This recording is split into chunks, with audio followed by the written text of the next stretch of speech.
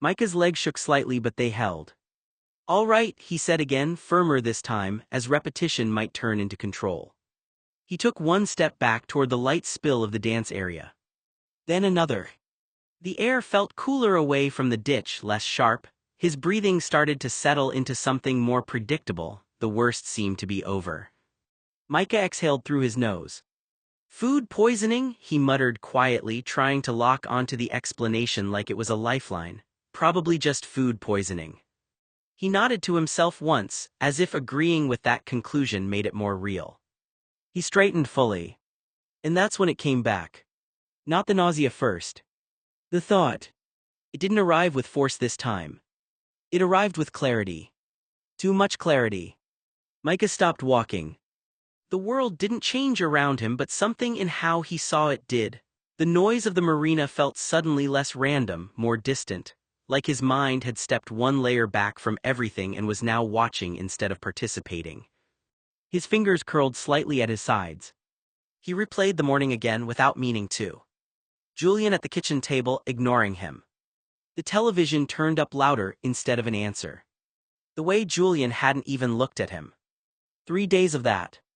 Not arguing, not fighting, not explaining. Just absence in the middle of presence. And Micah had stood there every time, trying to make sense of it like it was a puzzle he could solve if he just found the right angle. Then Paul's voice in the car, half joking, half analyzing. Jealousy as a test. Behavior as data. Reactions as proof of something hidden underneath. Micah had laughed at it. Argued with it. Let it sit in the background of his mind like noise. Until tonight forced everything into the same frame. The dance floor. Julian's hand at someone else's waist. The blonde woman's head near his shoulder. The closeness. The way Julian's eyes had been closed like he didn't need to see anything else in the room. Micah's stomach tightened faintly at the memory, but it wasn't physical anymore. It was recognition. Not of what Julian was doing, but of what it had done to him. Micah slowly sank back against the side of the pavilion, sliding down until he was sitting again, elbows resting loosely on his knees. His heart felt too loud in his chest. Not fast exactly. Just present in a way he couldn't ignore. He swallowed. And then it clicked. Not as a dramatic moment. Not as a revelation with impact. More like a truth that had been standing behind him the entire time and finally spoke his name. Shame came first. Because he'd been pretending he didn't care as much as he did. Fear followed it. Because caring this much meant losing control of how it felt. Anxiety sat underneath both of them, tied to every unanswered silence Julian had given him. And anticipation, something he hadn't admitted even once, because even in the worst moments he had still been looking for Julian. Still hoping he would appear. Still reacting before he had time to stop himself. And then there was something deeper than all of it. Something quieter. Something that didn't argue or defend itself. Micah stared down at the dirt near his shoes. His throat tightened slightly. "Oh," he said again, softer this time.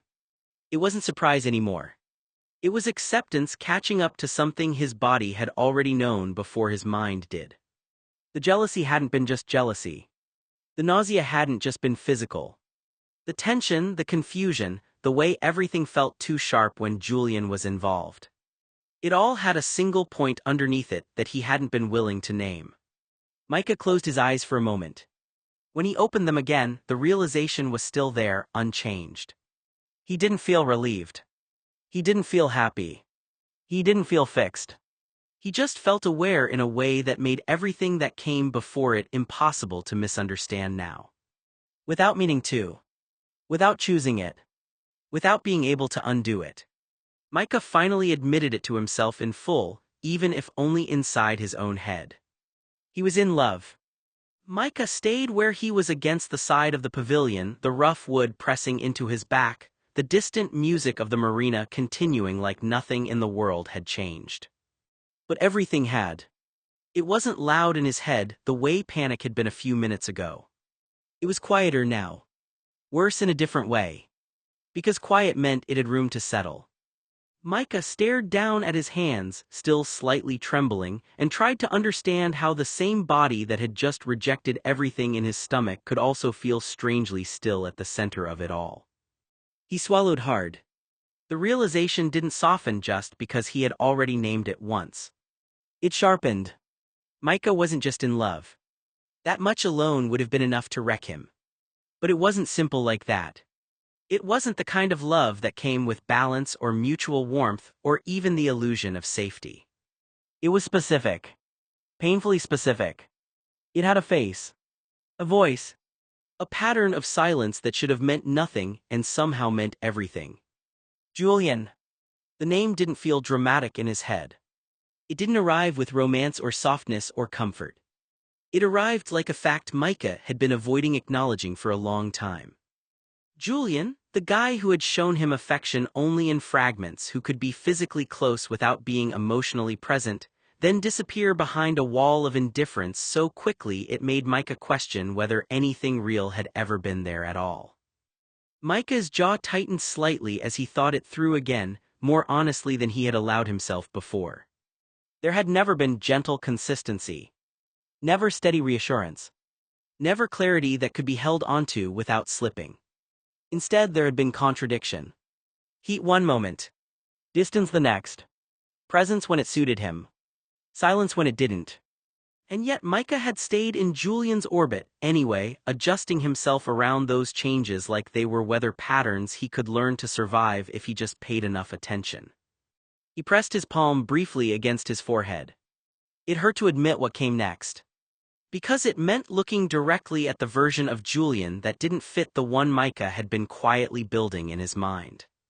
A version that didn't soften. Didn't explain. Didn't promise. A version that had, in more ways than one, made something very clear without ever needing to say it out loud.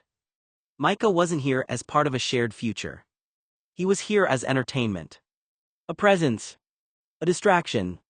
Something temporary placed into Julian's orbit because it filled time, filled space, filled whatever need existed in the moment without requiring commitment beyond that moment. The thought made Micah's throat tighten. He shook his head slightly, as if trying to dislodge it. No, he whispered under his breath, but there was no real force behind it. Because part of him already knew.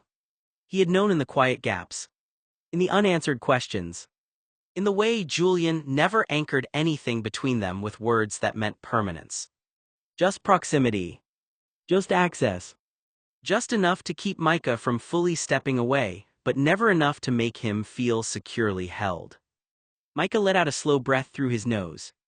The nausea was gone now, but something heavier had replaced it. Understanding. The kind that didn't comfort. The kind that rearranged everything it touched. He leaned his head back against the wood again, staring up at the dim outline of the pavilion roof. And he let himself think it fully, without interruption this time. He was in love with Julian. Not an idea of Julian. Not a softened version of him that filled in the gaps with hope. The real one. The one who ignored him for days. The one who turned up the volume instead of answering. The one who stood on a dance floor with someone else, like Micah wasn't even part of the same world. And that made it worse. Because love, in theory, was supposed to attach itself to something that could hold it back. Something reciprocal. Something that met it halfway. Micah exhaled again, longer this time. He could feel it now, the imbalance he had been trying not to name. He wasn't falling into something mutual. He was holding onto something one-sided and trying to convince himself it had shape. And still, even with that understanding fully formed, even with the clarity sitting uncomfortably in his chest, he couldn't make it disappear. That was the part that scared him most. Not the realization itself, but the fact that it stayed. He shifted slightly, pulling his knees closer to his chest, resting his forearms loosely over them. Around him the night continued without pause. Music, laughter, movement. Life carrying on in every direction that wasn't inside his head.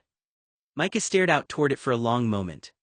Then quietly, almost like admitting it again might make it easier to carry.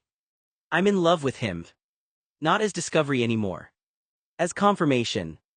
And somewhere deep underneath everything else, fear, shame, confusion, exhaustion, there was no denial left to offer back. Micah stayed leaned back against the pavilion wall, the rough wood pressing into his shoulders as the last echoes of nausea finally faded from his body. The marina kept moving without him. Music pulsing, lights shifting, people laughing as if nothing had fractured. But inside Micah, something had gone very still. The memory of the rain didn't leave him. Neither did the contrast it created. That version of someone calm hands, steady focus, no cruelty in the silence, sat in his mind beside the version of Julian on the dance floor tonight, eyes closed, fully absorbed in someone else. And between those two images, Micah couldn't find a clear explanation that made everything fit. His throat tightened slightly as he stared down at his hands. He had spent the night trying to understand what he was reacting to. Jealousy, fear, confusion. But now those words felt too small. They didn't hold the weight of what was actually sitting in his chest. Because it wasn't just a reaction. It wasn't just attachment. It was deeper than that. He let out a slow breath through his nose, eyes half lowered, as the realization finally settled into something solid enough to name without it slipping away. Micah wasn't just in love. The thought landed without drama. Without resistance anymore. Just clarity. Micah wasn't just in love, he was passionately in love with a man who couldn't love him back. The words didn't feel like something he chose. They felt like something he finally stopped avoiding. His fingers curled slightly against his knees. Because it explained too much. The silence. The distance. The way affection appeared in fragments but never stayed long enough to become something dependable. The way Julian could be close without ever fully arriving. The way Micah had been building meaning out of moments that might never have been meant to carry that weight in the first place. He swallowed hard. Not because the realization surprised him anymore. But because it didn't fix anything. If anything, it made everything sharper. Because now he knew what he was holding onto. And he also knew what wasn't being held back. A man who couldn't love him back. The phrase repeated itself in his mind, not as an accusation but as fact. As something he couldn't negotiate with. Couldn't reinterpret. Couldn't soften into hope without ignoring what he had seen tonight. Micah looked up toward the distant edge of the dance floor again, though Julian was no longer in his line of sight. Still the image stayed. The closeness. The ease. The way he had not looked for Micah even once. Micah exhaled slowly. The truth didn't feel like collapse. Not exactly. It felt like standing at the edge of something very large and realizing there wasn't a bridge where he had assumed there might be one. He leaned his head back against the wood again, eyes closing for a second. And when he opened them, his voice came out quieter than before. Not dramatic. Not breaking. Just honest in a way he hadn't allowed himself to be earlier. "I'm in love with him," Micah said under his breath. Then, after a pause that felt heavier than the words themselves. "And he can't love me back." The night didn't respond. It just kept moving around him, indifferent and uninterrupted, as if it had always known something he was only now learning how to say out loud. Micah stayed where he was for a moment longer than he meant to, just watching the crowd as if it might rearrange itself into something that made more sense. Julian still wasn't there. Not in the center of the floor. Not at the edges. Not anywhere his eyes could catch in a clean, undeniable way. The absence didn't feel like relief. It felt unfinished. Like the night had introduced a problem and then refused to resolve it. A girl stepped into his space before he could drift too far into his thoughts. "Hey," she said with an easy smile already moving with the music. "You looked like you needed a better reason to be standing alone." Micah blinked, caught off guard. "I what?" She laughed lightly, not waiting for permission, and took his hand. "Come on, one song." And just like that, she pulled him onto the dance floor. The shift was immediate. Sound replaced silence. Movement replaced stillness. Bodies around them moved in rhythm, and Micah found himself inside it before he had time to decide whether he wanted to be. The girl didn't hesitate. She stepped in close, comfortable in a way that didn't feel performative. Her arms came around him as they found a shared rhythm in the music, and suddenly there wasn't any space left between them to overthink anything. Micah stiffened at first. Just for a second. Then his body adjusted, awkwardly at first, then more naturally as the song carried them forward. There was nothing dramatic about it. No sudden emotional shift. No cinematic clarity. Just movement. Just proximity. Just the steady pressure of having to stay present or fall out of sync. Around them, the crowd blurred into motion and color, the marina lights flickering across faces he didn't know and wouldn't remember later. And somewhere near the edge of it all, Micah caught sight of Paul. 2 thumbs up. Grinning like this was exactly what he had planned from the beginning. Micah gave him a look that was half annoyance, half resignation, but there wasn't enough distance to form a real protest. The song ended before anything had time to deepen into meaning. The girl let go easily, smiling like it had been nothing more than a shared moment in a crowded place. "See," she said, "not so bad." "Yeah," Micah muttered, slightly breathless in a way that had nothing to do with dancing. "Sure."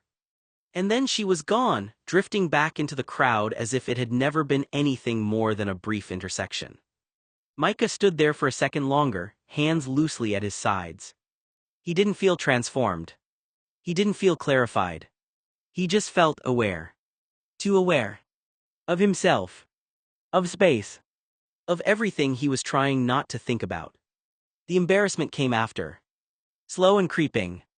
Not because anything had gone wrong. But because nothing had. Because he had done exactly what he was supposed to do. Exactly what Paul had pushed him toward. And it still hadn't changed anything that mattered.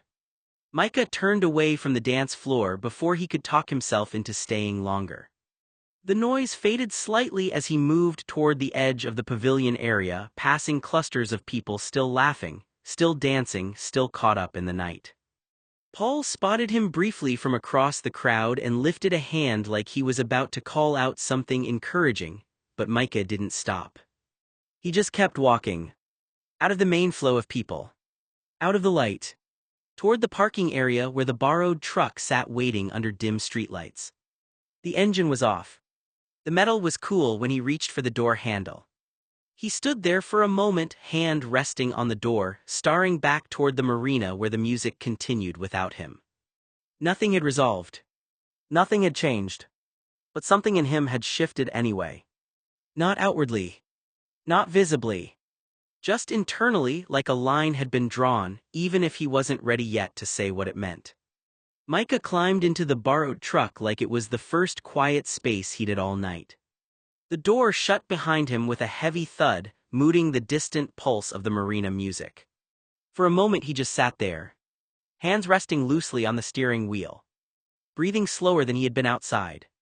The noise, the crowd, Julian, everything felt slightly farther away in here. He turned the key. The engine turned over with a rough but familiar rumble. Dashboard lights flickered on one by one. Fuel, battery, oil. Then something else caught his eye. A warning icon. Tire pressure. Bright orange. Unmissable. Micah frowned slightly. "That's not great," he muttered. He leaned forward, eyes narrowing at the display like it might change if he looked at it long enough. The light stayed steady. Not flashing. Just present. Persistent. He exhaled through his nose and opened the door. Cold night air rushed in, carrying the faint echo of music from the marina behind him. The sound was softer out here, stretched thin across distance, no longer wrapping around him as it had on the dance floor.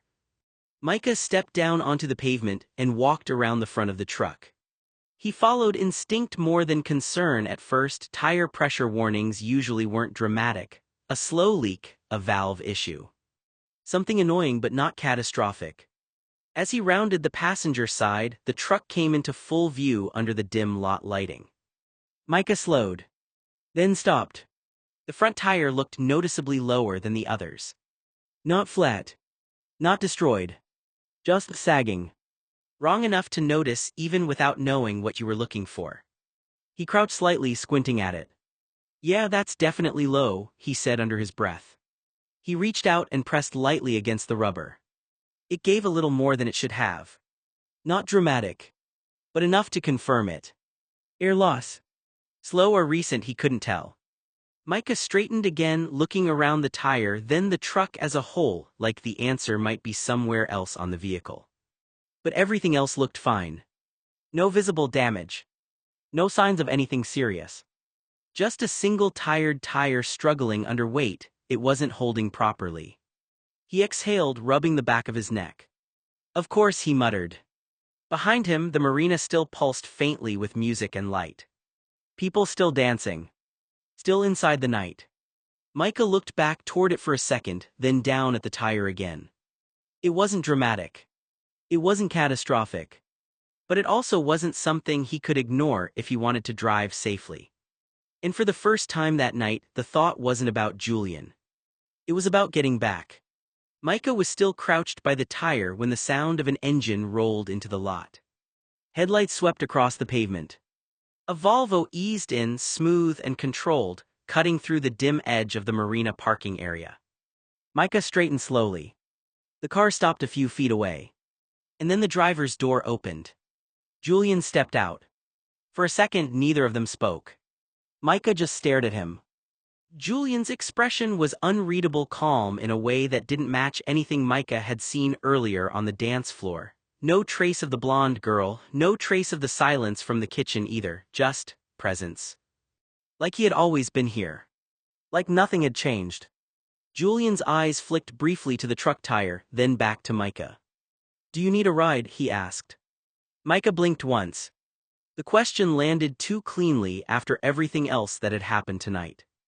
Micah looked back at the truck instinctively. "Yeah, I'd like one." "Get in," Julian said simply. Micah hesitated for half a second, then walked toward the Volvo. As he got closer, he added almost automatically, "I checked the back. There's no spare, nothing under the truck either." Julian nodded once, like that wasn't surprising. "It'll be fine here overnight," he said. "Paul owns this property, he won't have it towed." Micah paused with his hand on the door. "Wait," he said, "you know that for sure?" Julian didn't answer the question directly. Instead, he opened the back door of the Volvo. "Get in the back seat." Micah stopped. Looked at him. Then glanced at the front seat through the open driver's door. "What's wrong with sitting in the front seat?" he asked. Julian finally met his eyes properly. A beat of silence passed. "Not cold exactly. Just firm." "Nothing," Julian said, "but I said the back." It wasn't loud. It wasn't aggressive. But it carried enough finality that it didn't feel like a suggestion. Micah exhaled slowly through his nose, still standing there for a moment longer than necessary. Then he ducked into the backseat. Julian closed the door after him. The interior smelled faintly of clean upholstery and night air. A second later, Julian got back into the driver's seat. The engine started again. For a moment, neither of them spoke. The marina lights faded slightly as the car shifted into gear. Micah stared forward through the gap between the seats, watching Julian's reflection in the rearview mirror. All the noise from earlier, the dance floor, the jealousy, the nausea, the realization, felt like it had been put behind glass now. Contained. Not resolved. Just separated. Finally, Micah broke the silence. "You weren't at the dance," he said quietly. Julian kept his eyes on the road. "I was," he said. Micah frowned slightly. "I didn't see you much." A pause. Then Julian said evenly, "You weren't looking for me." Micah sat back in the Volvo's rear seat, watching the world outside slide by in muted streaks of light and shadow. Julian's hands were loose on the wheel. Too loose. Relaxed in a way that felt almost detached from everything that had just happened at the marina. Not rushed. Not agitated. Just steady. Micah noticed it before he could stop himself from noticing it. The ease in Julian's posture. The calm in his shoulders. The lack of tension that Micah still felt in his own chest. And his mind, still raw from the dance floor image earlier, filled in the gaps without permission. The blonde girl. The closeness. The way Julian had been completely absorbed in someone else. Micah swallowed, turning his gaze toward the window. Away from the rearview mirror. Away from Julian's reflection. A tight, uncomfortable feeling settled low in his stomach again, not nausea this time, but something sharper and more personal. Jealousy again, but quieter now. He told himself not to assume anything. Not to build stories out of fragments. But his thoughts didn't fully listen. Because Julian looked like someone who didn't leave a night unfinished. Like someone who didn't carry tension home. Like someone who had already resolved whatever needed resolving at the dance and was simply moving forward from it. Micah's jaw tightened slightly. He looked out at the passing streetlights instead, refusing to keep analyzing the angle of Julian's shoulders or the rhythm of his breathing. Silence settled in the car. Not comfortable. Not hostile. Just unresolved. Julian turned off the main road a few minutes later. Micah noticed it immediately. The Volvo didn't continue toward the usual route back. Instead, Julian slowed and took a quieter turn, less traffic, fewer lights, a stretch of road that curved away from the direct path home. Micah leaned forward slightly. "Where are you going?" he asked. Julian didn't look back. "Detour," he said simply. Micah frowned. "Why?" Another pause. The car continued smoothly along the unfamiliar route, tires humming softly against the pavement. Julian's answer came evenly, like it didn't require explanation beyond itself. "Because I don't feel like going straight back yet." The Volvo rolled for another stretch of quiet road, leaving the marina's glow behind until even the music had fully disappeared. No streetlights now, just darkness broken by the car's headlights cutting across open land. Fields stretched out on both sides of the road, uneven and wild, the kind of space that made the world feel larger and emptier at the same time. A small side road sign flickered past, "Backside RD," and then even that fell away into nothing but gravel edges and grass. After a few more minutes, Julian slowed. Then pulled off the main road entirely. The car rolled to a stop in a grassy pull-off area about a few hundred feet from the pavement. No houses nearby, no other cars, just wind moving through open land. Micah sat up slightly in the backseat. "Why are we stopping here?" he asked. Julian didn't answer right away. Instead, he reached forward and opened the glove compartment. Micah's eyes followed instinctively. Inside, briefly visible in the dim interior light, was a handgun. Not drawn. Not handled. Just there, sitting in place as it belonged in the same category as insurance papers or spare keys. Micah froze for half a second. But Julian didn't reach for it. Didn't acknowledge it. Instead, he pulled out a small rag and a bottle of water. That was it. He stepped out of the car. The door closed behind him with a soft thud. Micah stayed seated, watching through the windshield as Julian walked around to the front of the Volvo. "What are you doing?" Micah called, voice tight. "Are you trying to attract some wild animal or something?" A quiet laugh came from outside. Not mocking. Just amused. Julian didn't answer the question. He set the rag on the hood, unscrewed the water bottle and poured a bit across the surface of the car. Then he began wiping it down slowly, methodically, like he had all the time in the world. The water spread in thin streaks across the metal, catching faint reflections of the night sky. Micah stared. "What the?" he muttered under his breath, leaning forward in the seat. "What the fuck?" Julian continued wiping the hood. Unbothered. Unrushed. Like this was the most normal thing he could be doing in the middle of nowhere at night after everything that had happened earlier. Micah's thoughts tried to catch up all at once. The dance. The silence. The detour. The glove compartment. The calm. None of it connected cleanly. Julian wiped another section of the hood, adjusting his stance slightly.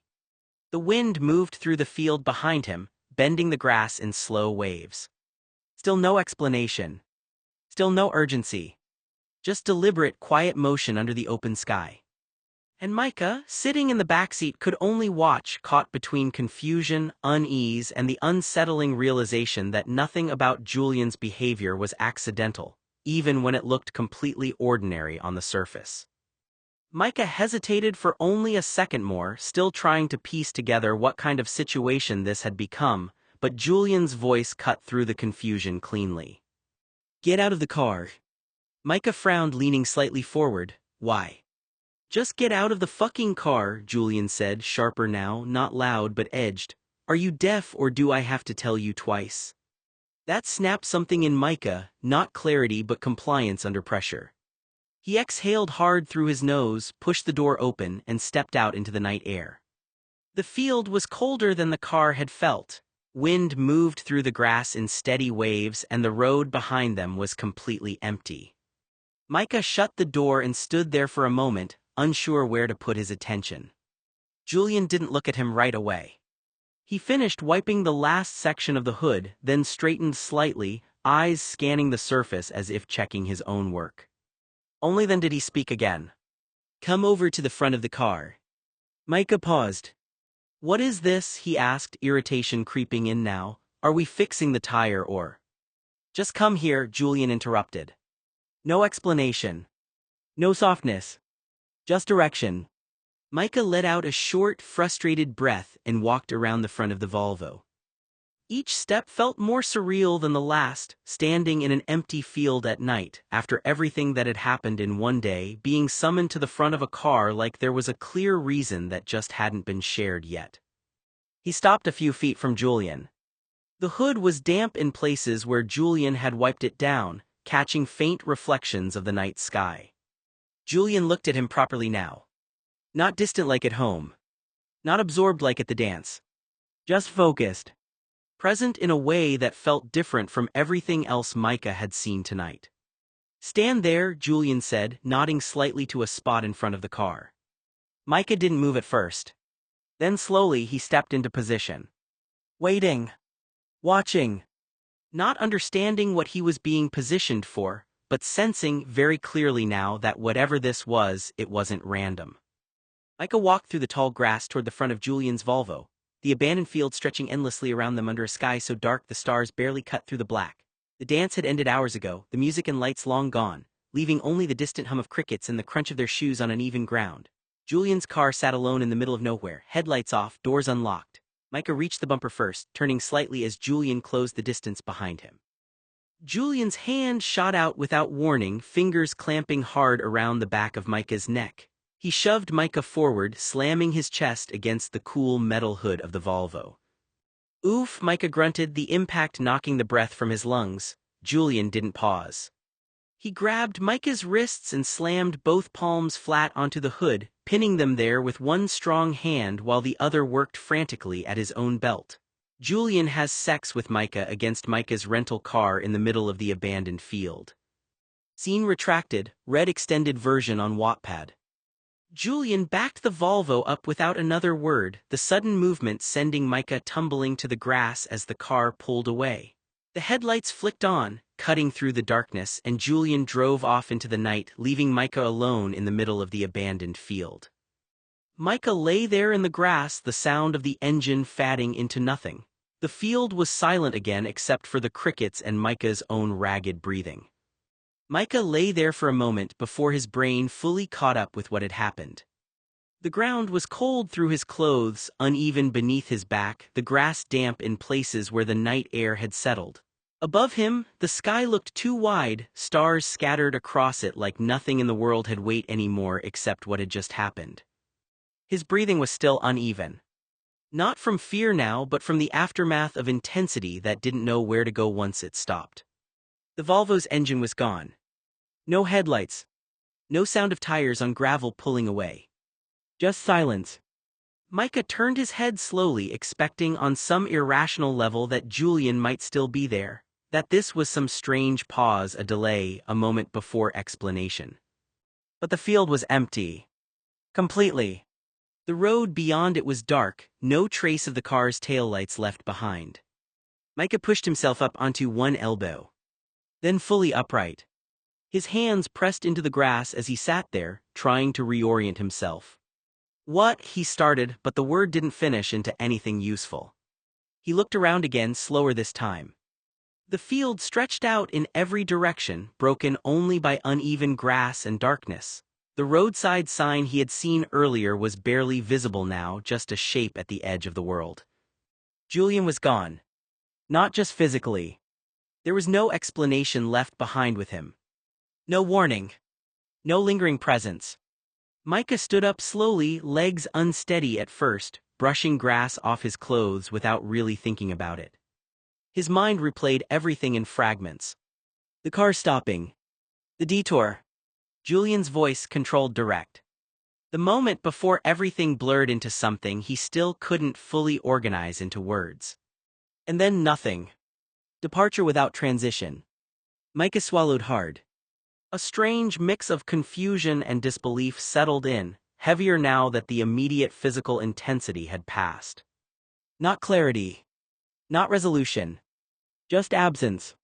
He turned in a slow circle, as if the field might offer a different answer if he looked at it from another angle. It didn't. The night stayed indifferent. Micah finally exhaled, longer this time, the sound thin in the open space. You left, he said quietly, like saying it out loud might make it make sense. It didn't. The realization landed in pieces, uneven and hard to fully absorb. Whatever had just happened, whatever it meant, whatever it was supposed to be, had ended without explanation. And Micah was still here, standing in the middle of nowhere, trying to understand how something that intense could end in something so empty. Micah stood still in the dark for a moment, letting the silence settle around him until it started to feel too large. Too directionless. The kind of silence that didn't just lack sound, it lacked orientation. He turned slowly in place again, more carefully this time. Nothing around him looked familiar.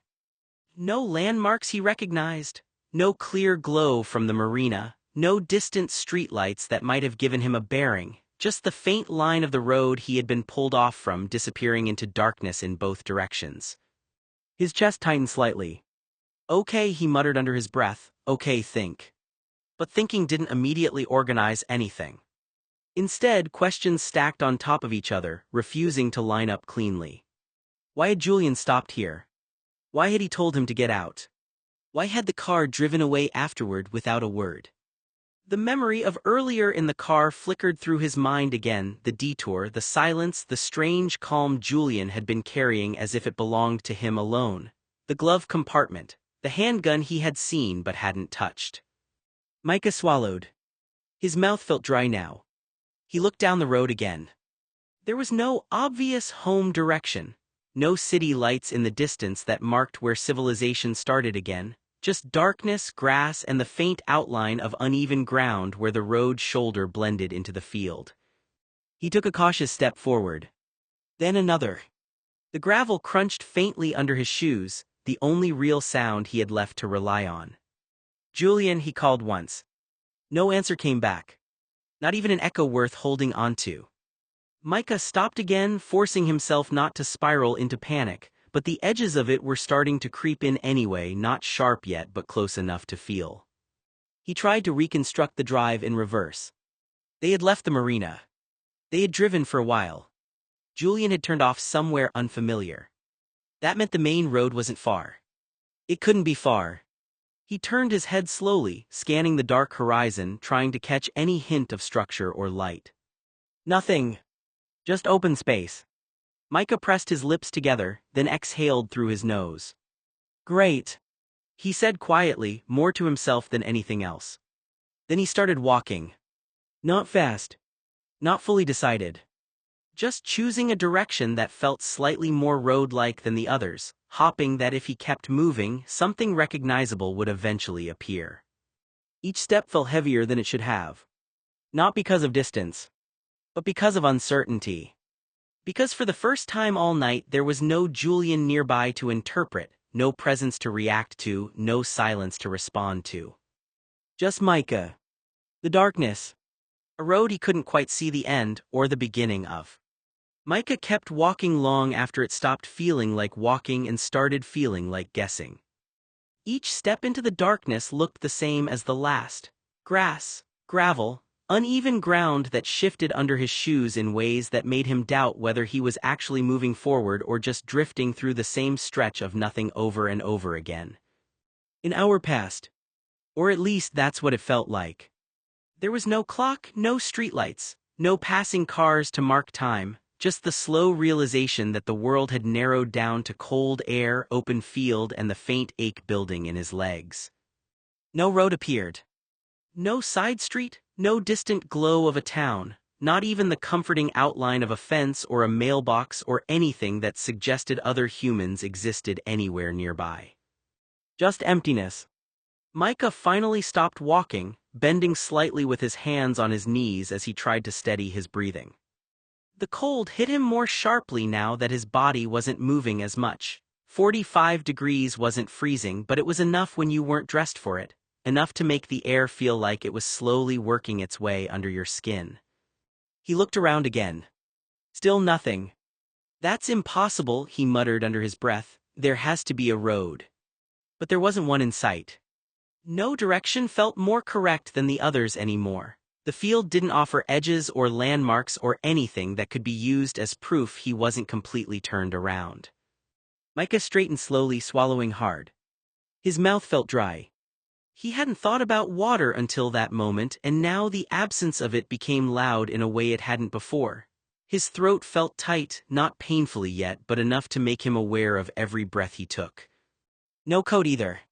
He hugged his arms loosely across his chest for warmth, though it didn't do much. His mind kept trying to catch up to what had happened, looping back over it in fragments he couldn't properly assemble. Julian stopping the car. Julian telling him to get out. Julian's voice calm, controlled, final. The field. The silence after the engine disappeared. Micah's jaw tightened as he started walking again, slower now, less certain. "What kind of asshole does that?" he said out loud, the words breaking into the cold air. It wasn't just anger yet. It was disbelief trying to turn into anger because anger felt easier to hold. Because the alternative, confusion without explanation, was worse. His thoughts started filling in the gaps without permission. Did I do something?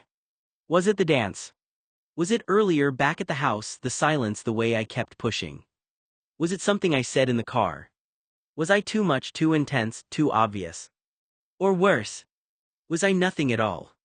That last thought hit harder than the others. Micah slowed again, looking down at the ground as he walked. Because if he had done something wrong, there would at least be a reason. A mistake he could point to. Something to fix.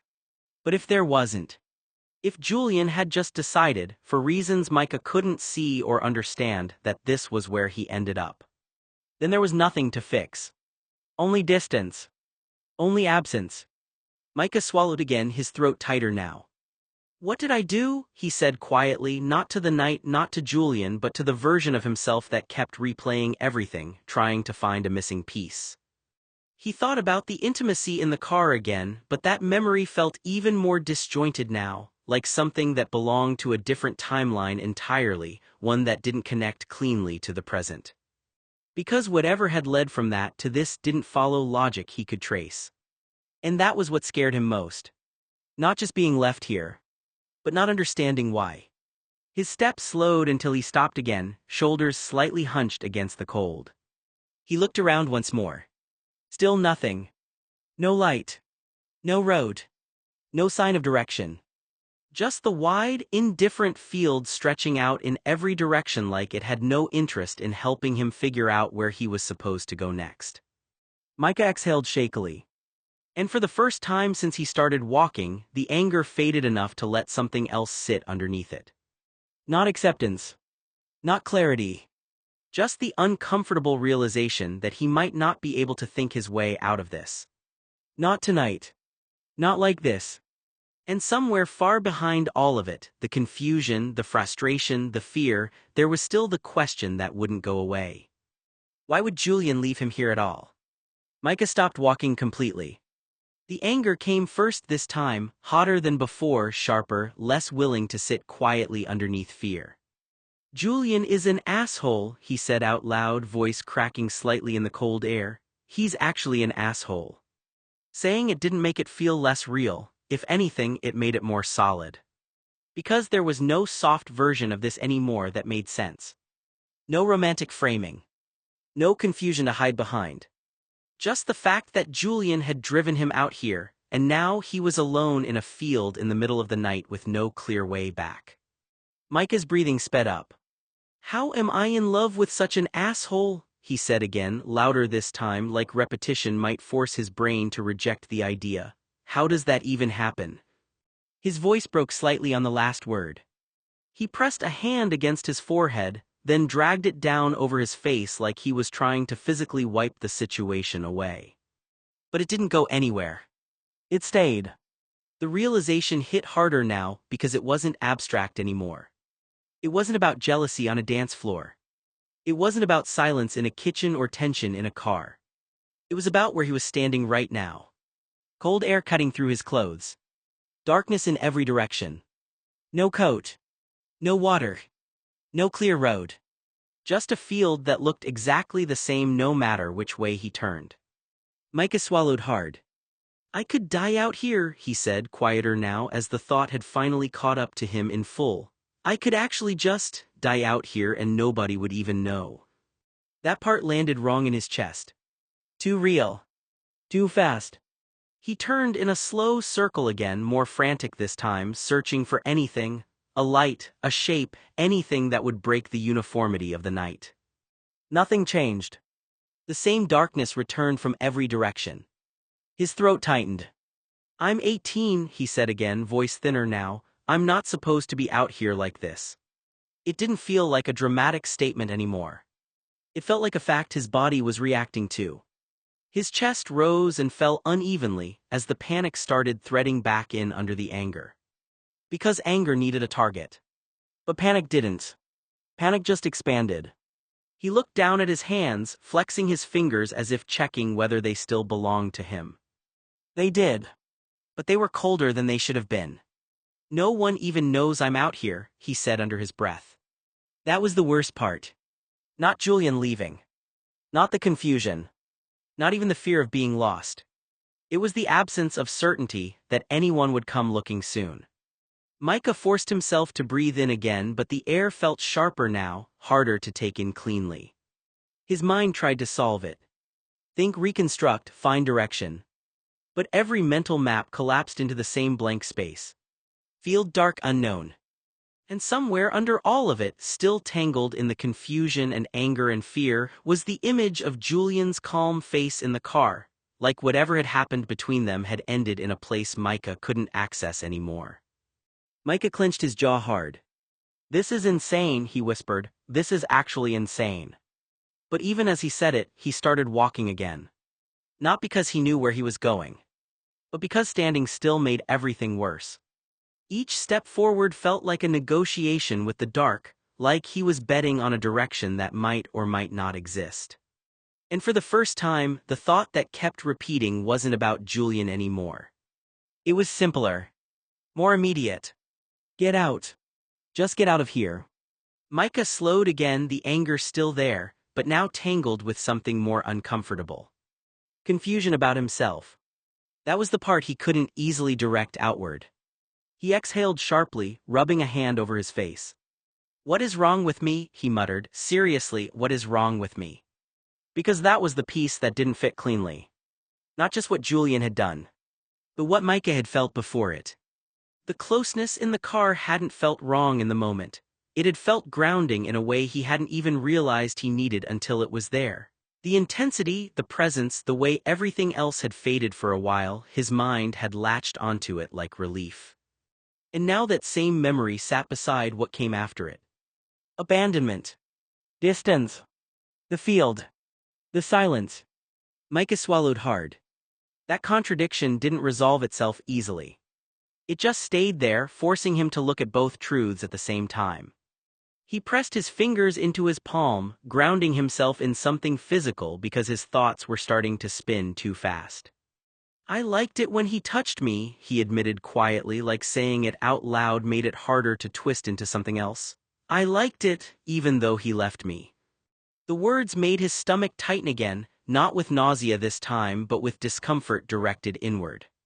Because that was the part that felt hardest to accept. Not just that something good had turned into something bad, but that both things had been real. The closeness. And the departure. Micah looked out into the field again. Still nothing, still no answers waiting for him. What kind of person is like that, he said under his breath, who likes something and then gets left like this and still.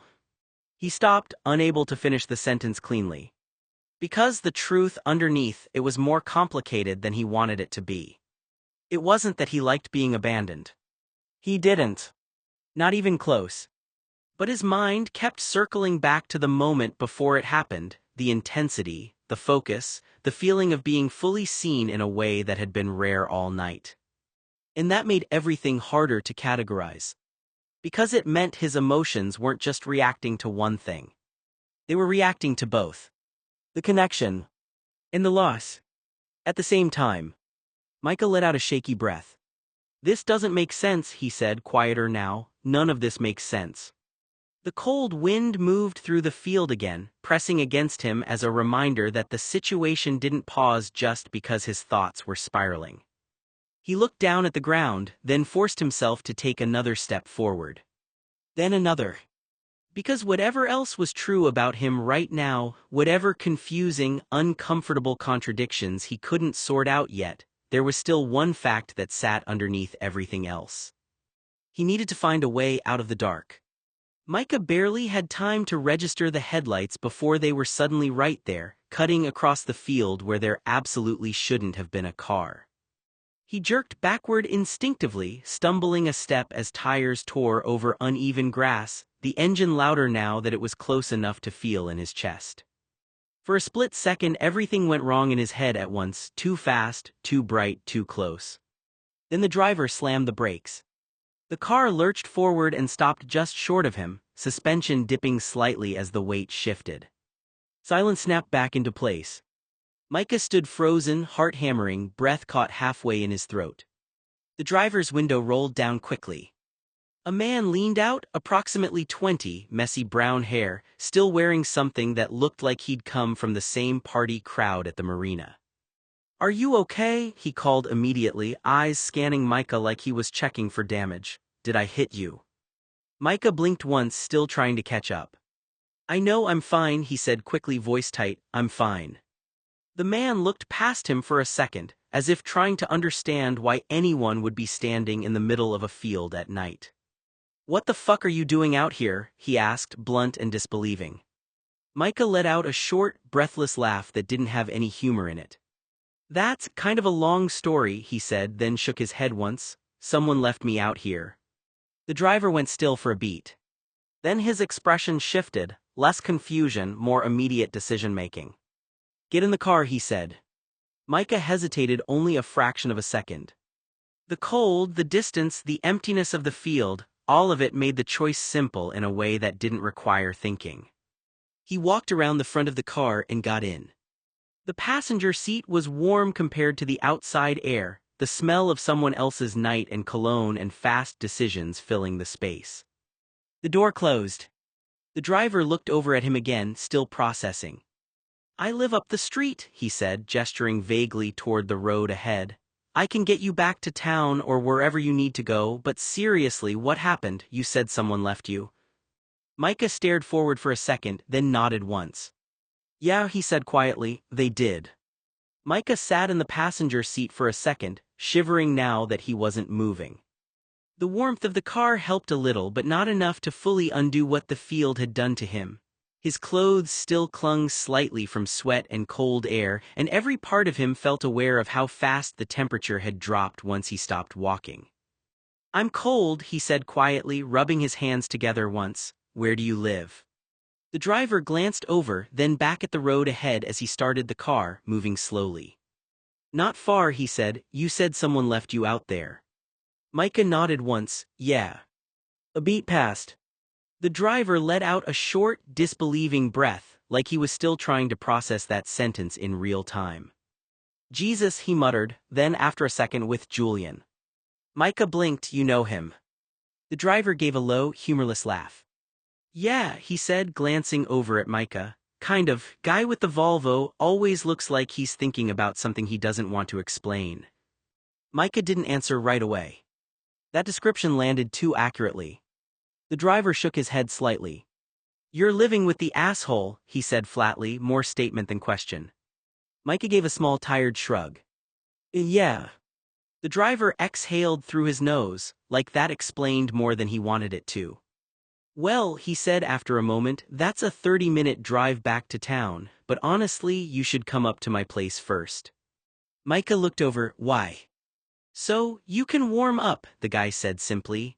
I've got a fireplace. You can get out of those clothes, get something warm on. It's like 40 degrees out here. You're lucky I was even coming back from the party route.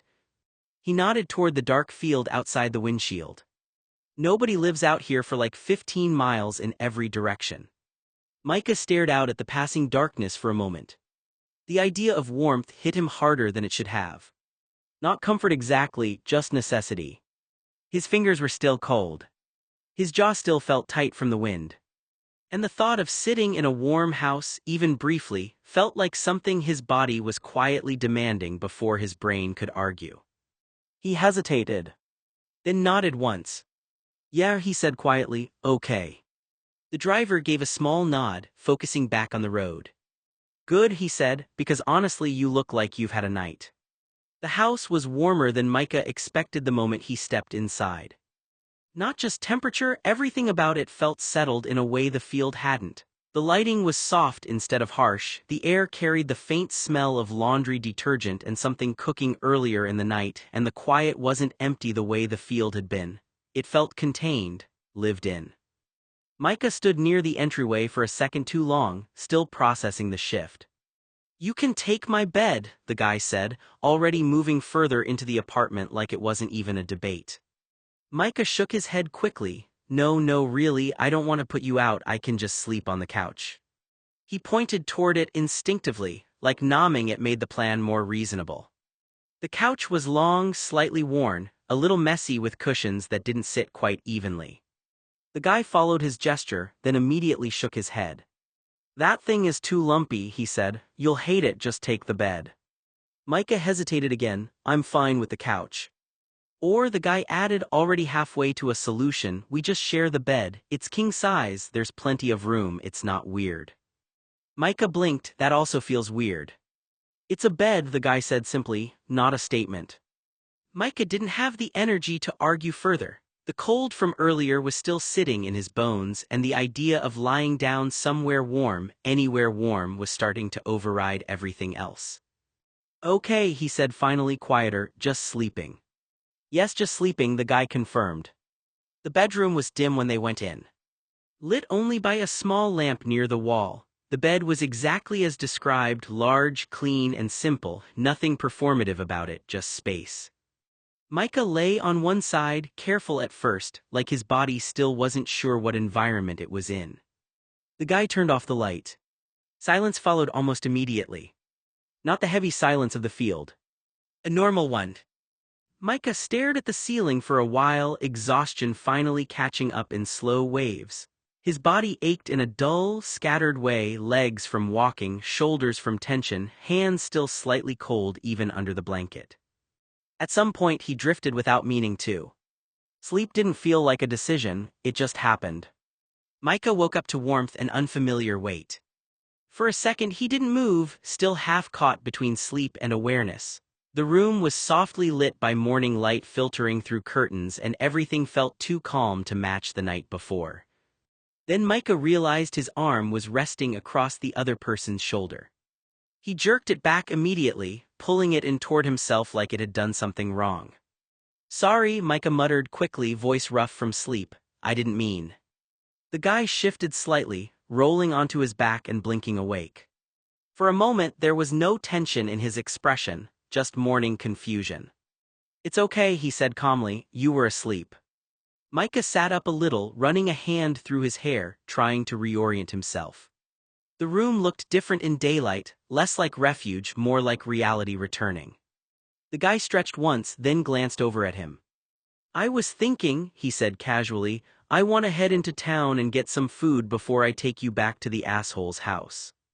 Micah paused. The phrase landed differently in the morning light, less emotional, more matter-of-fact. He looked down at his hands for a second, then back up. Yeah, he said quietly. The guy gave a small nod, already getting up. Cool, he said, you can shower if you want first, I've got time. Micah hesitated at that, then slowly nodded again. Okay, he said.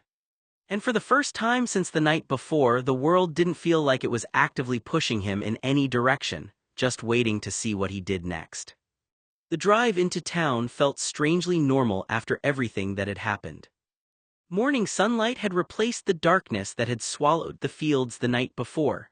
Roads that had seemed non-existent now appeared obvious and well-traveled. Houses sat where there had appeared to be nothing.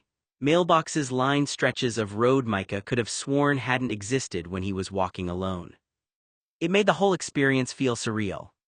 Like the night had belonged to a different world. Tim pulled into the gravel parking lot of a small diner near the edge of Paul's property and parked. The smell of coffee drifted through the air every time someone opened the front door. Micah stared at the building for a moment. Food. Heat. People. Normal things. Things that had felt impossibly far away a few hours ago. Tim put the car in park. "I'll get somebody to sell you a tire while we're eating," he said. "There's a guy down the road who keeps used tires. I'll make a call." Micah looked over. "You do that." Tim shrugged. "You need a tire." That seemed to be the extent of his reasoning. Tim pulled out his phone. "Oh, and by the way," he said, "I'm Tim, you know my boss Paul. I work part-time at his restaurant when I'm not making furniture." Micah managed a small smile. "Micah. Nice to meet you." They shook hands. Tim studied him for a second before laughing. "What?" Tim slipped his phone back into his pocket. "You must be Micah." Micah frowned. "I just told you my name." "No," Tim said, "I mean the Micah." "What?" "The Micah everyone in town keeps talking about." Micah blinked. "Everyone's talking about me." Tim opened his door. "Small town." That apparently explained everything. When Micah continued staring at him, Tim laughed again. "Trust me, if a mysterious 18-year-old suddenly shows up living with Julian, people are going to notice." Micah groaned. "Oh God. I'm serious." Tim climbed out of the car. "Half the island has been trying to figure out who you are, why you came to the island, and Julian's motives for letting you stay." "Why?" Tim looked genuinely surprised by the question. "Because nobody ever moves in with Julian." Micah followed him out of the car. "What does that mean?" Tim shut the door. "It means Julian likes being left alone." The answer wasn't particularly comforting. They started walking toward the diner entrance. Tim continued. "People visit him, people work with him, people know him." He grabbed the door handle. "But living with him?" Tim shook his head. "That's new." Micah wasn't sure how he felt about that. Part of him felt oddly defensive. Another part remembered spending an hour lost in a field. Those two feelings didn't fit together very well. Tim held the door open. The smell of bacon, coffee, and pancakes immediately greeted them. Several people inside glanced up. Then glanced at Micah. Then glanced back down. Then immediately looked up again. Tim saw it happen and smirked. "Oh yeah. What?" "Definitely everyone's talking about you." Micah buried his face in his hands for a second. "Wonderful." Tim laughed. "Come on, let's get breakfast before the gossip gets any worse." Tim pushed open the diner's front door. A bell jingled overhead. Immediately, warmth rolled over Micah. The smell of coffee, bacon, syrup, and fried potatoes filled the air. After spending part of the night wandering through a cold field, the diner felt almost unreal. For a brief moment, Micah thought he might actually get a quiet breakfast. That hope lasted approximately 3 seconds. Near the center of the diner, a group of 6 men occupied a cluster of tables that had obviously been pushed together. Most looked to be in their 20s and 30s. Coffee cups sat everywhere. One of them was halfway through telling a story. "So, I heard this rumor," the man was saying between laughs, "that Julian brought this real brainless 18-year-old who has no clue what's going on back to his house."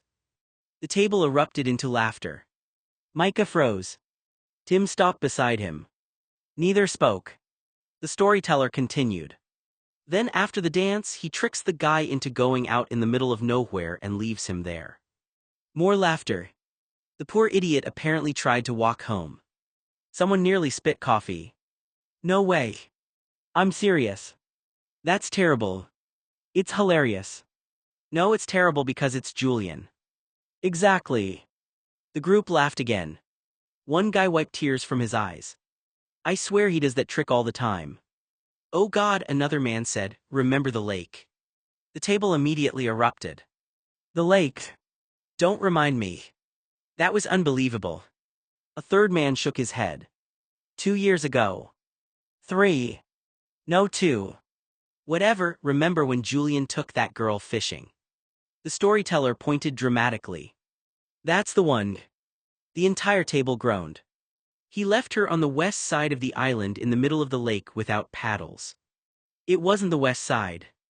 It was definitely a lake. It was basically a sandbar. The distinction isn't helping. The storyteller slapped the table. The point is Julian takes the boat oars, leaving her stranded. The table exploded again. Someone laughed so hard he had to put his head down. And the poor gal was standing there yelling. She had to wait 2 hours to be rescued. 3 hours. 2. 3. Whatever. The storyteller grinned. Julian came back and asked why she looked upset. The table dissolved into laughter again. Then someone noticed the silence near the door. The laughter gradually died. One by one heads turned. First the storyteller. Then the man beside him. Then everyone else. The entire table went quiet. Micah stood there. Tim stood beside him. The storyteller's grin slowly disappeared. Oh. Nobody spoke. Micah's horrified expression apparently answered several questions at once. The storyteller pointed. Wait. A pause. You're him. More silence. Tim folded his arms. The storyteller looked genuinely uncomfortable now. Another long pause. Then, somehow making everything worse, he looked directly at Micah and asked, Did you hear what Julian did last night? Several men immediately closed their eyes. One whispered, Oh my God. The storyteller continued. He left a guy in the middle of a field. Nobody laughed. Tim pinched the bridge of his nose. The storyteller finally connected the dots. His face fell. Oh. Another pause. Oh no. Micah stared at him. The storyteller slowly lowered his coffee cup. You're the guy. Micah nodded once. The diner became so quiet that the kitchen could be heard in the background. Someone dropped a fork. The storyteller looked like he wanted to disappear. Well, he said weakly, this is awkward. A man at the end of the table spoke up. Extremely awkward. Another nodded. Historically awkward. Tim sighed. I found him wandering around a field at like 1 in the morning. Several people looked horrified. Seriously? Tim nodded. Seriously? One of the older men frowned. Julian really left you out there. Micah looked around the table. Apparently not for the first time. The storyteller winced. No. Micah folded his arms. The lake thing happened. Several heads nodded. Unfortunately. And the island thing. More nodding. Yep. Micah blinked. Why? Nobody answered immediately. Instead, they all exchanged looks. Finally, one man shrugged. Nobody knows. That's not true. What? The storyteller pointed with his coffee cup. Julian knows. Helpful. I'm just saying. A younger man leaned forward. Okay, in fairness. The table immediately groaned. Oh no. Not this. The younger man ignored them. In fairness, Julian usually comes back. Micah stared. What? The younger man shifted uncomfortably. I mean eventually. Eventually, yes eventually. Tim looked horrified. That's your defense. I'm trying here. You're doing terribly. The younger man pointed at Micah. Look, I'm not saying it's normal. It isn't. It absolutely isn't. I know. The younger man sighed. I'm just saying Julian's weird. Weird? Tim asked. That's the word you're using. What word would you use? Psychotic. Several people nodded. The storyteller pointed. Emotionally defective. Socially broken. Confusing. Unnecessarily dramatic. Possibly feral. The table agreed with that one enthusiastically. Micah stared. You all know him this well. The storyteller laughed. It's a small community. Another man nodded. We've known Julian for years. And nobody stopped him. The question hung there. Several people looked guilty. Finally, one man shrugged. You can't really stop Julian. What does that mean? The man thought for a moment. It means Julian does whatever Julian wants. That's not an explanation. It's the only one we've got. The storyteller leaned forward. What happened exactly? Tim immediately objected. No. What? No interrogating the victim. I'm curious. You can be curious later. The storyteller sighed dramatically. Micah surprised himself by speaking. He drove away. The entire table groaned. Yep. Classic. That sounds like him. Micah looked from face to face. Nobody seemed surprised. That somehow bothered him more. You all expected that. The storyteller shrugged. Not specifically. But generally. A pause. Generally. Micah sat down slowly. The anger he'd felt all morning began mixing with something else. Disbelief. Because these people weren't shocked. Annoyed. Exasperated. Embarrassed. But not shocked. Like Julian abandoning people in ridiculous situations wasn't a rumor. It was practically local folklore. The storyteller finally cleared his throat. For what it's worth. Micah looked at him. The man shrugged. We all think he's an asshole too. That got the first genuine laugh out of Micah all morning. Small. Brief. But real. Tim pointed toward an empty booth. Come on. Micah stood. Where? Breakfast. As they walked away, the storyteller called after him. Hey. Micah turned. The man raised his coffee cup. I'm glad you didn't get eaten by a bear. The diner burst into laughter. Micah shook his head. There aren't bears out there. The storyteller grinned. See. He pointed at the table.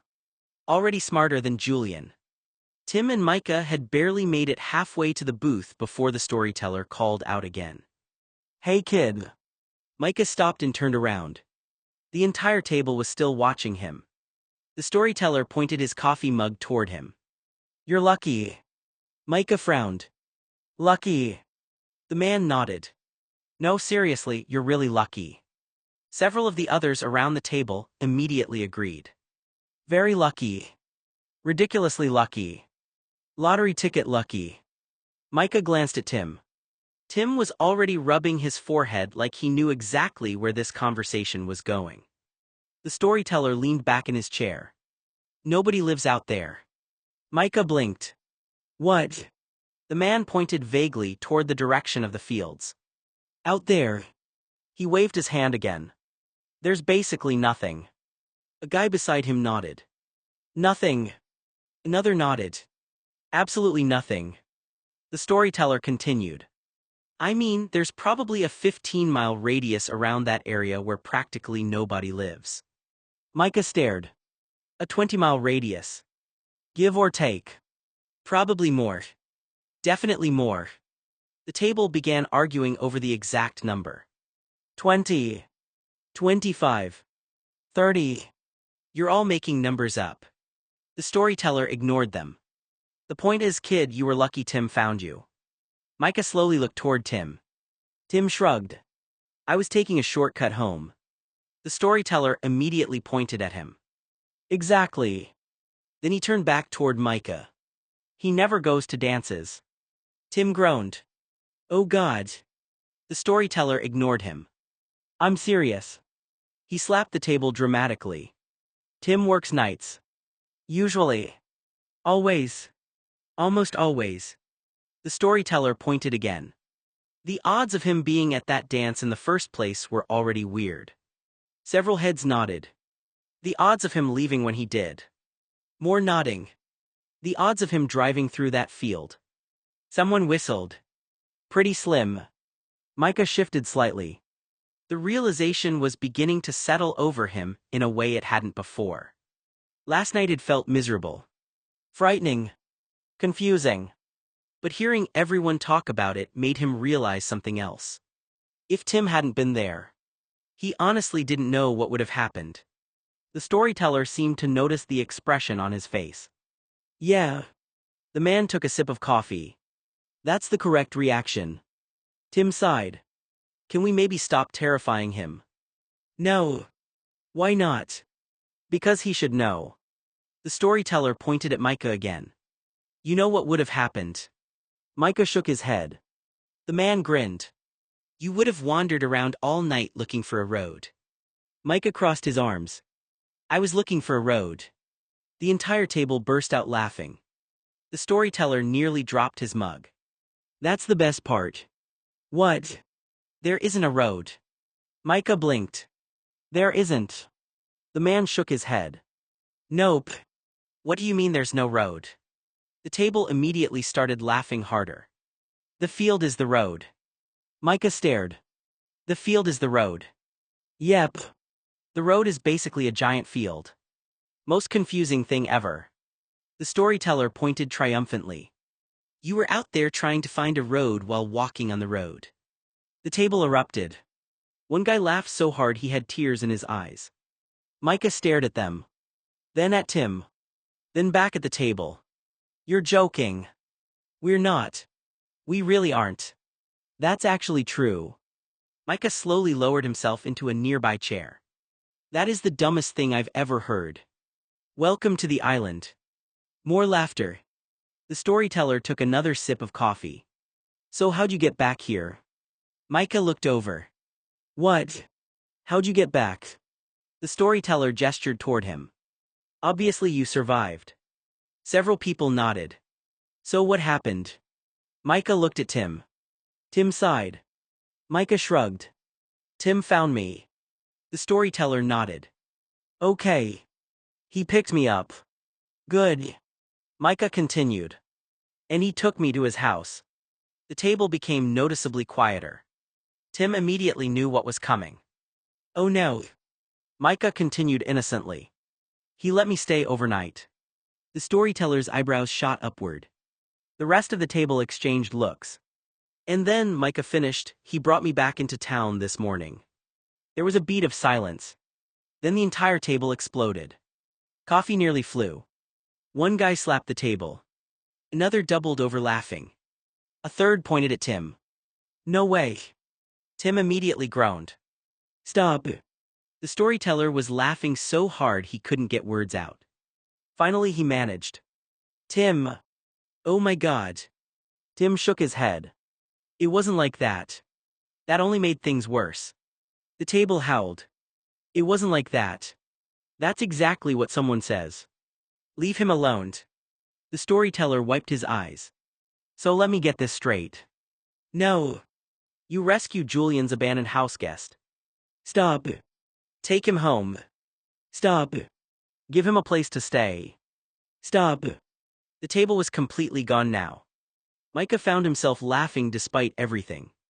The absurdity of the situation had finally caught up with him. One moment he had been terrified and lost in a field. Now he was sitting in a diner while a dozen grown men roasted Tim for being decent. The storyteller finally calmed down enough to point at Micah. Kid. Micah looked over. The man grinned. Whatever happens next, you've had a more interesting 24 hours than most people around here have in a year. The table immediately agreed. And for the first time since waking up stranded in a field, Micah couldn't argue with them. The storyteller took another long drink of coffee, clearly enjoying the fact that he had everyone's attention again. Oh, you haven't even heard the best part. The table immediately leaned in. Tim covered his face with one hand. No. Yes. No. The storyteller pointed at him. Absolutely yes. Micah frowned. What happened? The storyteller grinned. So, one of the night shift workers was driving home around 7 this morning. Several people at the table nodded. I heard about this. Me too. The storyteller continued. And apparently they saw a Volvo out in the field. Micah blinked. A Volvo. Yep. The storyteller pointed dramatically. Julian's Volvo. The entire table burst out laughing before he even finished. Tim immediately started laughing too. Oh my God. Micah looked confused. What? The storyteller slapped the table. The asshole was looking for you. What? The laughter got louder. He couldn't find you. Micah stared. What do you mean he couldn't find me? The storyteller was practically crying now. Apparently he drove all over that field. The table erupted. Hours. Literally hours. Back and forth. Circles. The storyteller made steering wheel motions with his hands. Where's Micah? More laughter. Micah. The entire table was losing control. Micah just stared. Wait. He looked around. You're serious? Several heads nodded. The storyteller wiped his eyes. Oh, we're completely serious. One of the men spoke up. My cousin saw him. Another nodded. He looked panicked. The storyteller grinned. Julian. Panicked. Panicked. The table immediately started laughing again. Micah couldn't quite process it. He left me there. Correct. Then he went back looking for me. Also correct. Micah frowned. That doesn't make any sense. The entire table pointed at him simultaneously. Exactly. Welcome to Julian. Now you're getting it. The storyteller leaned back. So, after driving around like a lunatic for hours, he finally comes into town. Tim was already laughing before the next part arrived. Oh no. Oh yes. The storyteller pointed toward the ceiling dramatically. And then he calls the police. The diner exploded. Micah nearly choked. He called the police. Yes, he called the police. On himself. Essentially. The storyteller was grinning from ear to ear. Apparently he thought you'd died. The table howled. One man slapped the counter. Another had his face buried in his hands.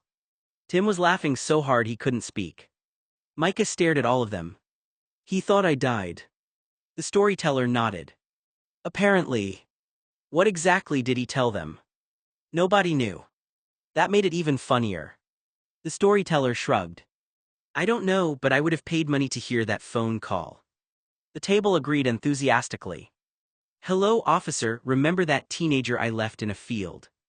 The table lost it. Well, I can't find him now. Louder laughter.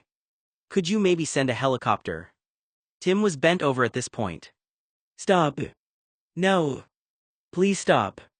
The storyteller shook his head. Never. Micah couldn't help it. Despite the exhaustion, despite the anger, despite everything that had happened. He laughed. A real laugh. The entire situation was absurd. One moment Julian had abandoned him. The next, Julian was apparently searching the field for hours and calling the police. Nothing about it made sense. The storyteller pointed at Micah. Then comes the best part. There's more. Oh yes. The storyteller grinned. The police tell him you're fine. Micah folded his arms. How? Because they already knew. The storyteller pointed at Tim. They found out Tim picked you up. The table immediately turned toward Tim. Tim sighed. I hate all of you. The storyteller ignored him. So imagine being Julian. He spread his arms dramatically. You spend hours looking for someone. The table nodded. You think they died. More nodding. You call the police. Everyone was smiling now. And then you find out some 20-year-old guy picked Micah up and took him home. The entire diner erupted again. Tim buried his face in his hands. This town is impossible. The storyteller looked delighted. No. He pointed at Tim. This town is amazing. Then he pointed at Micah. The only thing that could possibly make this story better. Several people immediately started groaning because they knew what was coming. Oh no. Don't. Please don't. The storyteller ignored them. As if you and Tim had sex last night while Julian searched for you. The entire table exploded with laughter. Tim nearly fell out of his chair. Have sex. The storyteller shrugged. Look, I'm trying to improve the story. One of the older men pointed his coffee cup at Micah. If it helps, kid, this is the most anybody's talked about Julian in years. Another nodded.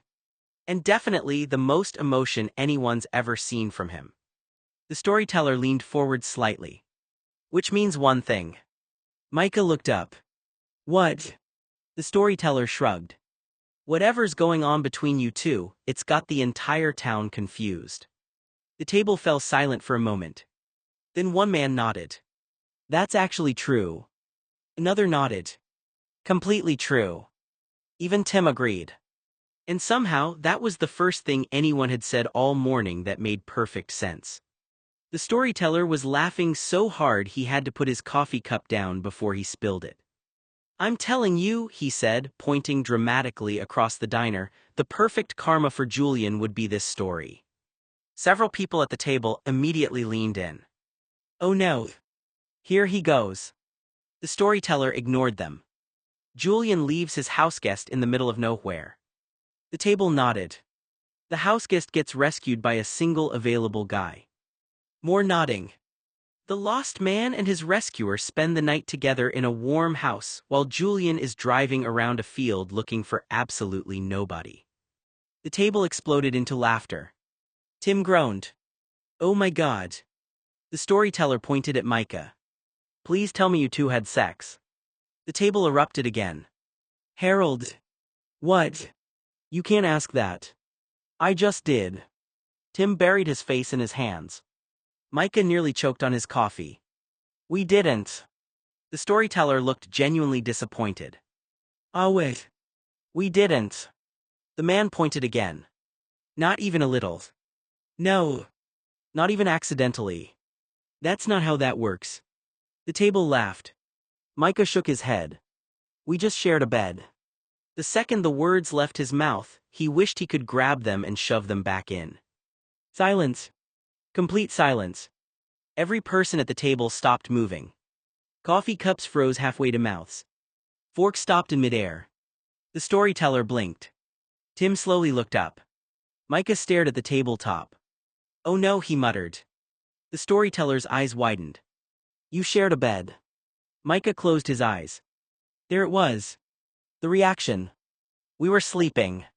The storyteller slapped the table. You shared a bed. The entire diner erupted.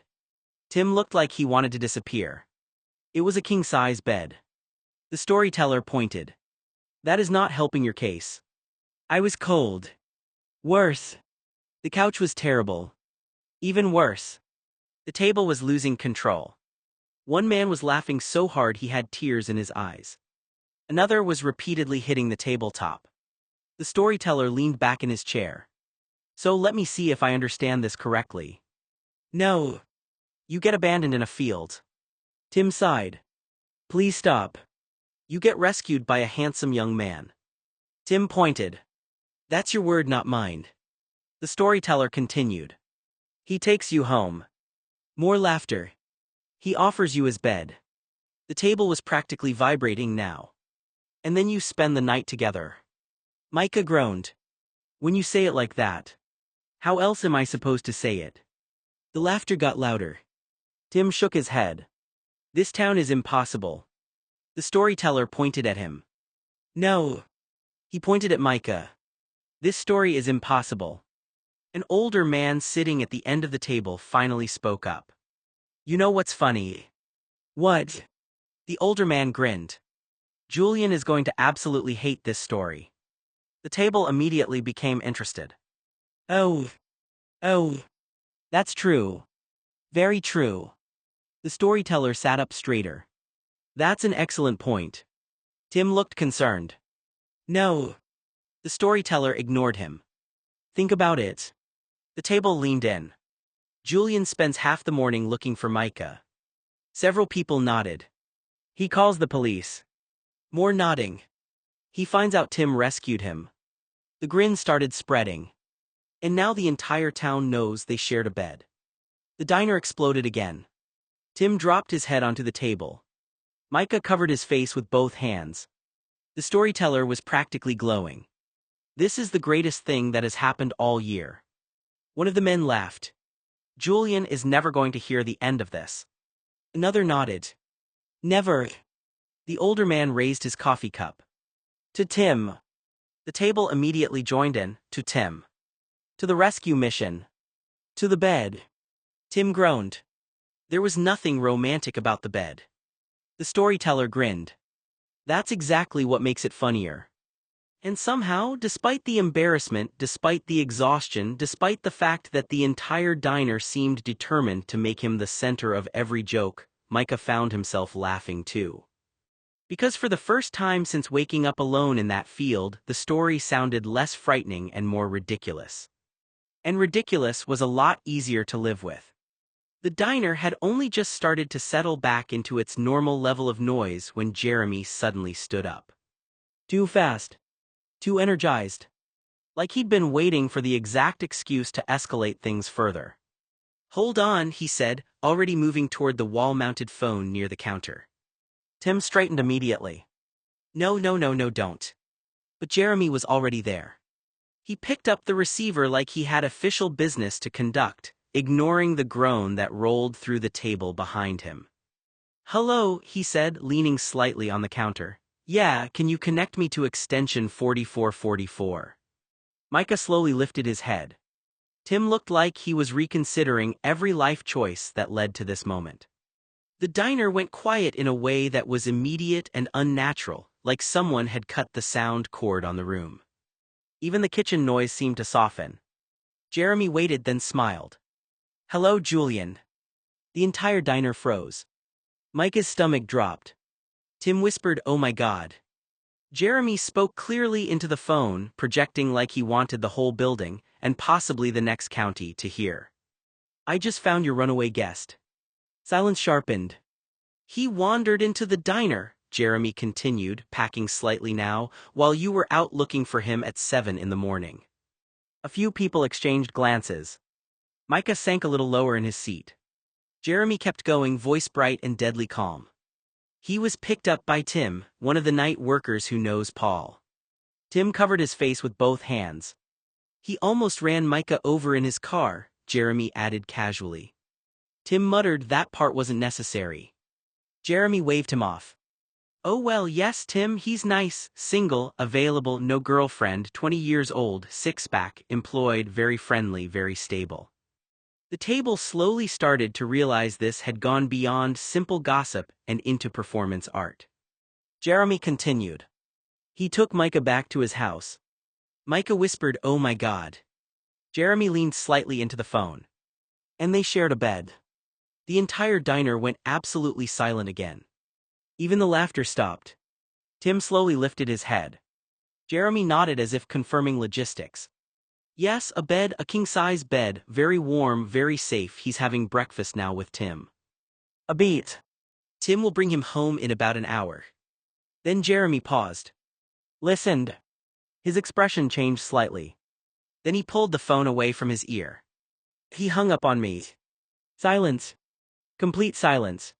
Jeremy blinked. Julian hung up on me. The diner held its breath for half a second longer.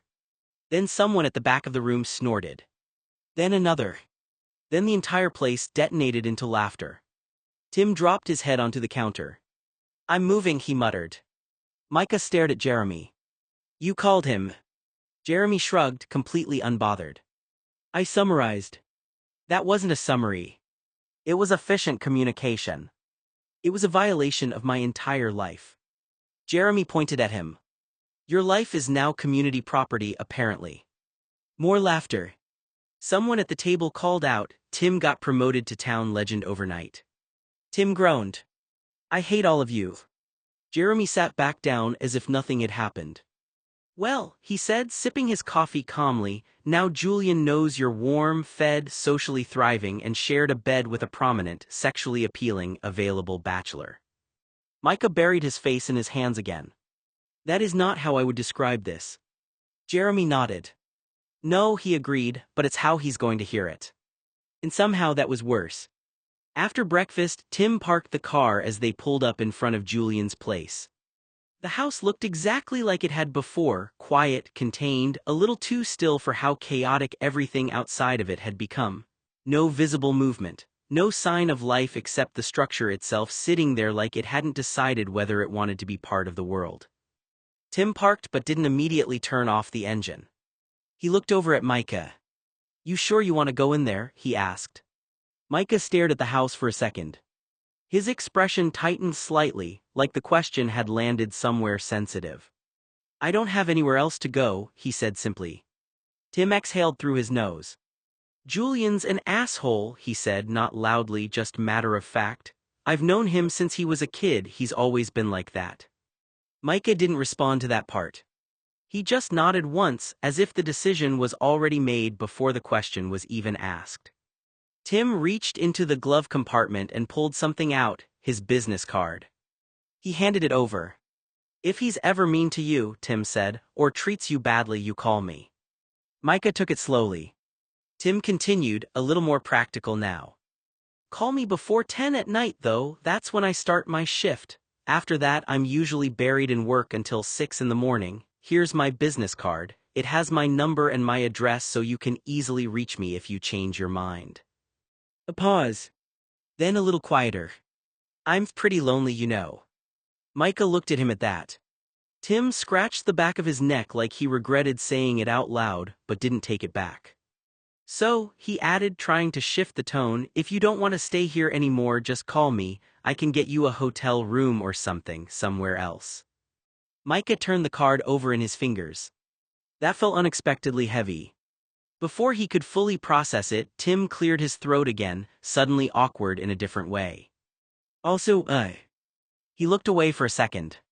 I had to get picked up by the only available gay guy in town, huh?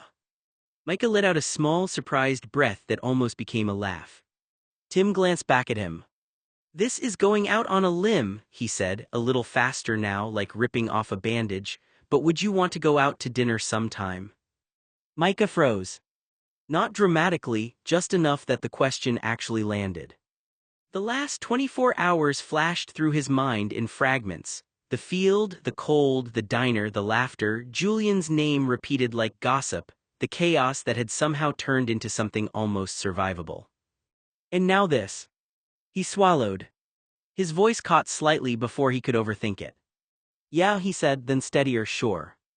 Tim blinked once, like he hadn't fully expected that answer to work.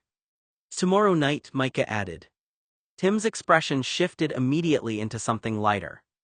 Yeah, he said, tomorrow night works. A small pause. I'll pick you up at 7. Micah nodded. Okay. They sat for a second longer than necessary, neither quite moving first. Then Micah finally opened the door. Cold air hit him again as he stepped out, but this time it didn't feel quite as disorienting. He looked back once. Thanks, he said. Tim nodded. Any time. Micah closed the door and stood there for a moment as the car pulled away. Then slowly he turned and walked toward Julian's house. The front door creaked as Micah stepped inside. Warmth hit him immediately, different from Tim's house, heavier somehow, like the place had been holding tension all morning and hadn't let it out yet. Voices carried from deeper inside. Sharp, raised. Micah slowed without meaning to. Paul. Are you serious right now? Paul's voice snapped through the hallway. You left him in the middle of a field 15 miles away from the nearest payphone, home, business, or police station. There was a pause, then Paul again, louder. What were you thinking, man? He could have been attacked by a wild animal, he could have gotten lost. He had no food, no water, no jacket, and he was wearing the wrong kind of shoes. Micah stopped just inside the doorway, suddenly unsure whether to keep going. Paul's voice climbed again. You're lucky Tim showed up. Micah could have gotten hypothermia. What the fuck is wrong with you? Another pause. A quieter space opened up, like someone in the room had stopped talking. Micah stepped forward carefully. That's when he saw them. Paul standing in the living room, gesturing wildly, still mid-rant like he'd been running on adrenaline for hours. And Julian. Julian stood near the wall. Still. Silent. Eyes fixed somewhere that wasn't the room. He didn't respond, didn't react, just absorbed it in a way that looked almost detached, like the words weren't landing where they were supposed to. Paul followed Micah's movement instantly. Hey, he said, voice shifting immediately. There he is. Before Micah could fully process it, Paul crossed the room fast and pulled him into a tight hug. Micah stiffened for half a second, then relaxed into it out of reflex. Paul exhaled sharply. We were just about to send out a search party for you, he said, pulling back slightly but keeping a hand on his shoulder. Luckily, Jeremy called a few hours ago at dawn, alerting Julian and me that you had been found by Tim and were at his house. Then an hour ago, Jeremy called so we would know you were on your way while you were eating breakfast at the diner. Micah blinked. Jeremy called twice. Paul let out a humorless laugh. Of course he did. He gestured vaguely toward the kitchen. This whole town knows your location better than the FBI at this point. Micah didn't know how to respond to that, so he just stood there for a second, still processing the shift from warmth and breakfast and jokes to this. Paul's expression softened a little as he looked him over. You okay? Micah hesitated. Yeah, he said quietly, I'm okay. Paul nodded once like he didn't fully believe it but was relieved to hear it anyway. Then his eyes flicked toward Julian. The room tightened again immediately. Paul exhaled through his nose. Julian, he said, lower now but still sharp. Julian didn't move from the wall. Didn't look at Paul. Didn't look at Micah. Just stayed there, jaw set, expression unreadable in a way that didn't feel calm so much as locked down. Paul shook his head. I don't even know what to say to you right now, Julian. Silence stretched. Micah stood between them, suddenly very aware of the contrast. Paul's anger loud, protective, immediate.